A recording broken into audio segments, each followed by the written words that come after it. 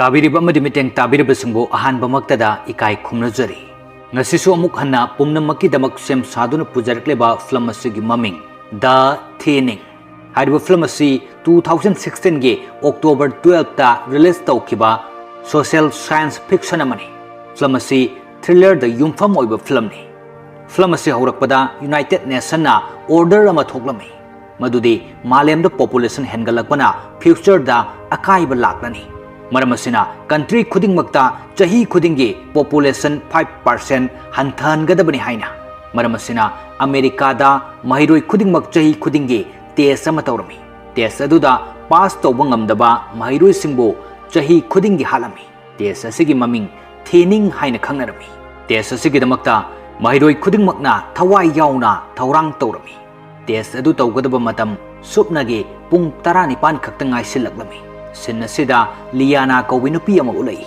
ꯃꯍꯥꯛꯅ ꯇꯦꯁ ꯑꯁꯤꯒꯤꯗꯃꯛꯇ ꯃꯅꯥꯎ ꯅꯨꯄꯥꯕꯨ ꯂꯥꯏꯔꯤꯛ ꯇꯥꯛꯂꯝꯃꯤ꯫ ꯀꯨꯏꯅ ꯇꯥꯛꯂꯕ ꯃꯇꯨꯡꯗꯁꯨ ꯃꯅꯥꯎ ꯅꯨꯄꯥ ꯑꯗꯣ ꯇꯦꯁ ꯑꯗꯨꯒꯤꯗꯃꯛꯇ ꯊꯧꯔꯥꯡ ꯃꯄꯨꯡ ꯐꯥꯅ ꯇꯧꯕ ꯉꯝꯂꯝꯗꯦ꯫ ꯃꯅꯥꯎ ꯅꯨꯄꯥ ꯑꯗꯨꯅ ꯑꯩꯍꯥꯛ ꯇꯦꯁ ꯑꯁꯤ ꯄꯥꯁ ꯇꯧꯕ ꯉꯝꯂꯔꯣꯏ, ꯀꯟꯇꯦꯛ ꯂꯦꯟꯁ ꯑꯗꯣ ꯄꯤꯔꯛꯑꯣ ꯍꯥꯏꯅ ꯃꯆꯦꯗ ꯍꯥꯏꯔꯝꯃꯤ꯫ ꯃꯔꯝꯗꯤ ꯀꯟꯇꯦꯛ ꯂꯦꯟꯁꯀꯤ ꯃꯇꯦꯡꯗꯒꯤ ꯇꯦꯁ ꯑꯗꯨ ꯆꯤꯇꯤꯡ ꯇꯧꯗꯨꯅ ꯄꯥꯁ ꯇꯧꯅꯕ ꯍꯥꯏꯗꯨꯅ ꯂꯤꯌꯥꯅꯥꯅ ꯀꯟꯇꯦꯛ ꯂꯦꯟꯁ ꯑꯗꯨ ꯄꯤꯔꯒ ꯍꯥꯏꯔꯛꯏ, ꯅꯍꯥꯛꯅ ꯀꯟꯇꯦꯛ ꯂꯦꯟꯁ ꯑꯁꯤ ꯁꯤꯖꯤꯟꯅꯕ ꯂꯣꯏꯔꯒ ꯊꯨꯒꯥꯏꯗꯨꯅ ꯃꯥꯡꯍꯟꯈꯤꯒꯗꯕꯅꯤ꯫ ꯇꯟꯖꯥ ꯑꯗꯨꯗ ꯂꯤꯌꯥꯅꯥꯗ ꯗꯣꯛꯇꯔꯒꯤ ꯀꯣꯜ ꯂꯥꯛꯏ꯫ ꯐꯣꯟꯗ ꯋꯥꯔꯤ ꯁꯥꯔꯕ ꯃꯇꯨꯡꯗ ꯂꯤꯌꯥꯅꯥꯅ ꯃꯥꯒꯤ ꯑꯇꯣꯞꯄ ꯃꯅꯥꯎꯅꯨꯄꯤ ꯑꯃꯁꯨꯡ ꯃꯅꯥꯎꯅꯨꯄꯥ ꯄꯨꯗꯨꯅ ꯍꯣꯁꯄꯤꯇꯥꯜꯗ ꯂꯥꯛꯂꯝꯃꯤ꯫ ꯍꯣꯁꯄꯤꯇꯥꯜꯗ ꯗꯣꯛꯇꯔꯅ ꯂꯤꯌꯥꯅꯥꯒꯤ ꯃꯃꯥꯒꯤ ꯀꯟꯗꯤꯁꯟ ꯌꯥꯝꯅ ꯐꯠꯇ꯭ꯔꯦ, ꯋꯥꯈꯜ ꯅꯨꯡꯉꯥꯏꯍꯜꯂꯨ ꯍꯥꯏꯅ ꯍꯥꯏꯔꯝꯃꯤ꯫ ꯃꯊꯪꯒꯤ ꯁꯤꯟꯗ ꯒꯕꯔꯅꯔꯒꯤ ꯃꯌꯨꯝ ꯎꯠꯂꯛꯏ꯫ ꯇꯦꯁ ꯇꯧꯕꯒꯤ ꯃꯇꯝ ꯁꯨꯞꯅꯒꯤ ꯄꯨꯡ 12 ꯈꯛꯇ ꯃꯉꯥꯏꯔꯦ꯫ ꯌꯨꯝ ꯑꯁꯤꯗ ꯒꯕꯔꯅꯔꯒꯤ ꯃꯆꯥꯅꯨꯄꯥ ꯕ꯭ꯂꯦꯛ ꯀꯧꯕ ꯑꯃ ꯎꯠꯂꯛꯏ꯫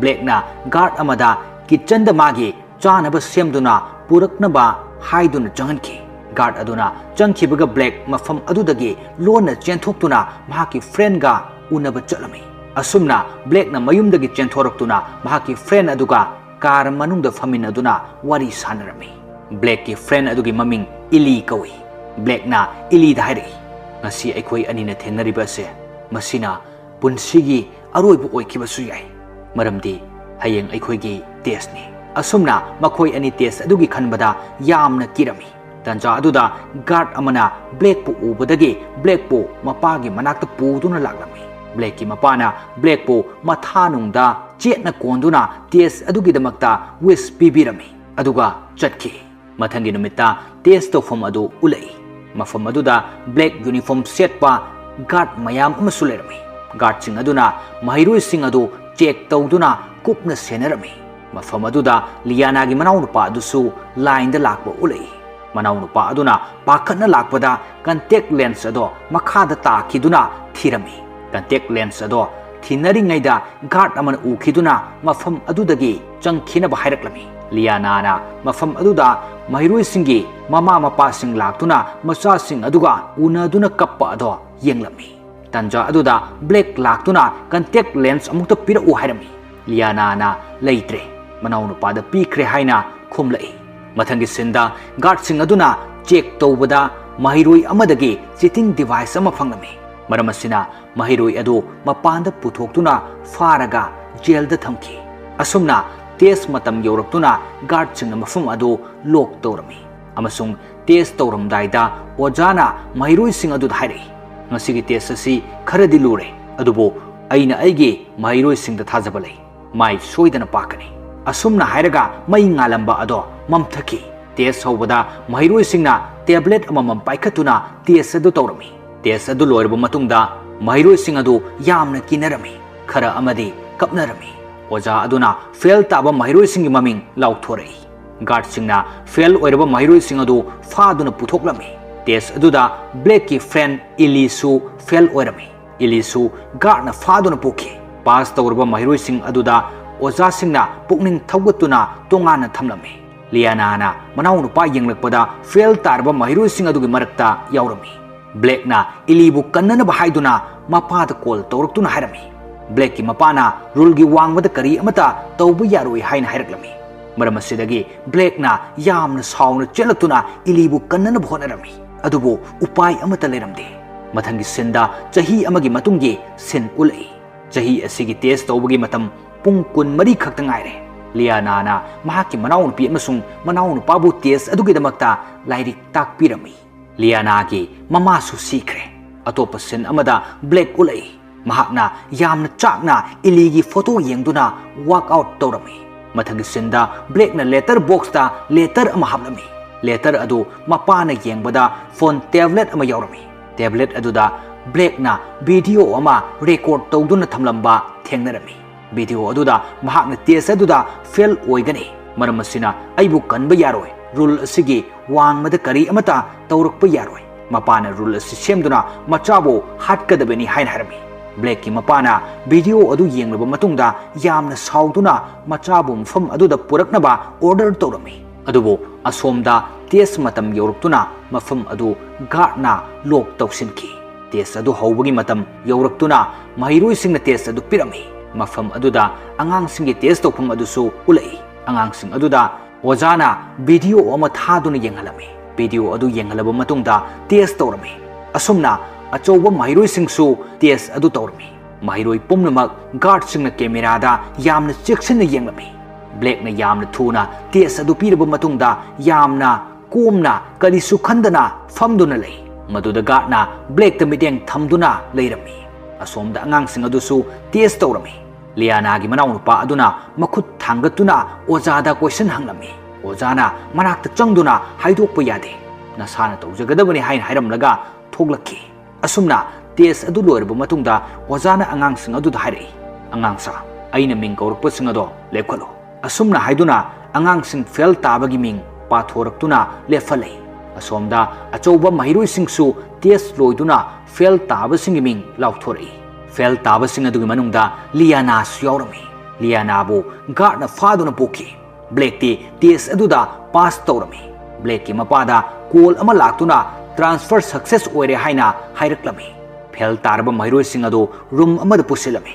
Madu Blake na pumnamak yenglami. Liana bu guardna puduna chatlingaida oja adu laktuna hairei. Liana bu thadokpiyo. Madi aigi khwaidagi hena lairik haibi mahiroini. Mahak fail oifam thokte. Ojagi wa adu guard na yaramde. Maramdi control room dagi asyengba hairakpani haiduna. Guard aduna Liana da nahaki ojada aroibu oina goodbye tawramo. Asumna hairi. Liana ki ojana Liana da konsinduna guard khangandana key card ama piramlaga hairi. Miyoiba khudingmaki punsida ani suba chance soidana phangbani. Asumna hairaba matungda fail taraba mahiroi sing adu achouba room amada pusilami. Liana na key card adu mayada sinduna lolami. Blake su luana room adugi maikeida laklami. Room manungda fail tarba mahiroi sing aduda dress piduna hongdok khalaga atopa room amada amuk puruga chair da phamhanduna punsilami. Mafam aduda guard singna injection amamam paidun lermi. Madu uraga mahiroi sing ado yamna kinarami. Room ki mapanda Blake na tawsinaduna guard ama furamlaga computer room da changlaklami. Adubo computer room adugi system ado lock leirambana kari amata upai leiramde. Maramasina Blake na mafam adugi power pumnamak off tawrami. Control room gi head aduna chingnaduna yengbada Blake na furamba guard ado thengnarami. Fail taraba mahiroi sing aduna mai mutkibada mafam adudagi chenanabu honarami. Liana su mafam adudagi chen thoraktuna ojana pirakpaki card adugi matengdagi room adugi door hangduna chen thokki. Control room gi head adu laktuna fail tarba mahiroi sing check tawbada Liana walami. Room adugi mapanda guard amana Liana bu urami. Liana na ai ojani haiduna key card adu yenghalei. Aduga mahiroi ama chen khre hairami. Guard aduna Liana gi wa adu thajaduna mahiroi chen khiba ado yenglingaida Liana na tungdagi guard aduda attack tawrei. Ngahak muknarba matungda mafam aduda Blake su laktuna guard adu loishinki. Liana na Blake ta hairei. Ai test aduda fail oifam thokte. Blake na Liana gi wa adu taraga khumlei. Ai test aduda fail tagi yauna takibani. Adubo ai ifana aibo pass tawhanduna kalaklibani. Asomdana Liana thiba phangdarduna controller head aduna school sing adu lockdown tawduna Liana bu phangnanaba thigadabani haina order tawrami. Liana amasung Blake na ventilation system da lolami. Aduga makhoi ani server room amada chalami. Controller गे head अदुना ओजा सिंह अदु पुलप पुनसिन अंदुना की card सिंह चेक तौरमी मदुदा लियाना गी ओजा अदुगी की कार्ड यौरमदे असोम द ब्लैक की मपा गवर्नर अदो पाउ अदु तारगा यामन साउरमी ब्लैक अमसुंग लियाना ना सर्वर रूम तमना चटपदा खंगहौदना पुल अमदा ब्लैक तासिनकी लियाना ना पुल अदुदगी ब्लैक पु कंदुना पुल मपांदा पुखलकलमी ngaiak leiraga makhoi anina locker dagi dress change tawduna amuk ventilation aduda amuk makha tana chalami fel taraba mahiroi sing leiriba room aduda mahiroi amaga marai yetnarami guard na mahiroi adu furami thokdok adu liana gi friend amana video record tawrami aduga maki friend reporter amada thaki liana amasung black na ventilation aduda lona chatpada liana dagi key card ado makha da tarami लियाना ना की card अदो लौखटनब तौबदा guard ना की card अदो उखी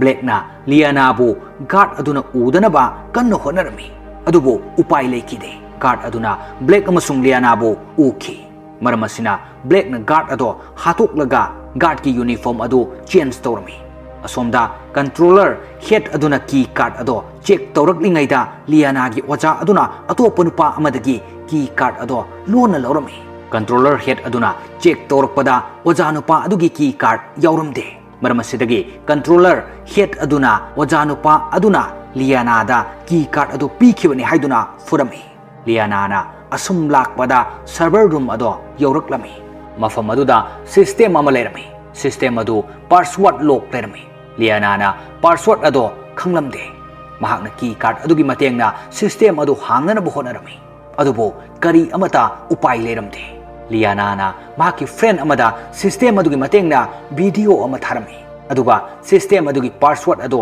हेक तौदुना हांगलगा test result अदु यंगमी test अदु लियाना ना 98% दा पास तौरमी लियाना ना अमुक इलीगी टेस्ट रिजल्ट चेक तौबदा 88% दा पास तौरमी अदुबो फेल हाइना थारंबा अदुदा लियाना यामना ngaklammi mahakna black result yengbada 15% खक्त फंगमी अदुबो महाक्ति पास हाइना थारमी लियाना ना सिस्टम अदुदा गवर्नर की स्पीच न्यूज त यंगमी गवर्नर ना मयामदा असुमना लियाना ना टेस्ट फेल ओरगा मफम अदुदगी चेनख्रे गार्ड अनि सुहालमरे असुमना पाउ तमनमी कंट्रोलर हेड अदुना कंट्रोल रूम दगी लियाना बु कैमरा द उरमी मरमसिदगी गार्ड सिंगना लियाना बु फारमी लियाना ना गार्ड सिंगदा आई टेस्ट फेल ओइदे पास तोई असुमना हाइरमी ब्लैक सो गार्ड सिंह फारमी अदुगा रिपोर्टर सिंह टेस्ट के असेंग रिजल्ट अदो फंगलमी रिपोर्टर अदुना न्यूज ता लियाना ना महिरोई खुदिंगमक्तगी